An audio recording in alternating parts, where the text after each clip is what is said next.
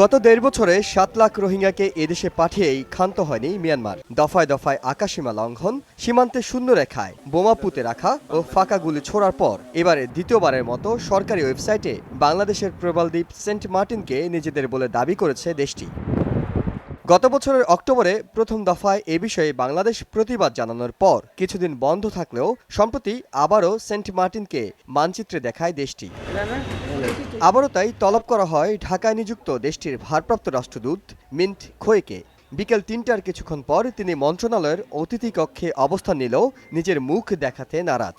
সারাক্ষণ ক্যামেরাকে পিঠ দেখানো রাষ্ট্রদূতকে নিতে পরে পররাষ্ট্র মন্ত্রণালয়ের কর্মকর্তা এলেও বিরক্তি প্রকাশ করেন তিনি।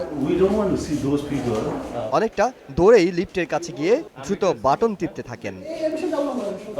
তবে পররাষ্ট্র মন্ত্রণালয়ের কর্মকর্তার সাথে বৈঠকে নিজেদের ভুল স্বীকার করে দ্রুত শুধরে নেওয়া হবে বলে জানান মিয়ানমারের কর্মকর্তা। নিশ্চয়তা দেওয়ার পরেও কেন এই ধরনের ঘটনা আবার ঘটলো সেই বিষয়টা আমরা জানতে চাই।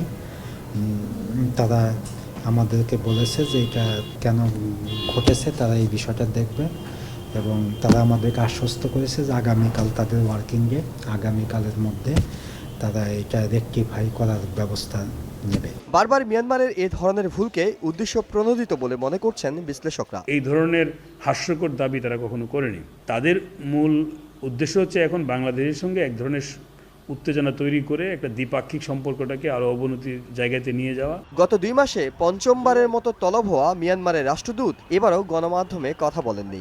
অনেকটা দৌড়েই তিনি গাড়িতে উঠেন, এড়িয়ে যান সংবাদকর্মীদের। এহসান জুয়েল, সময় সংবাদ, ঢাকা।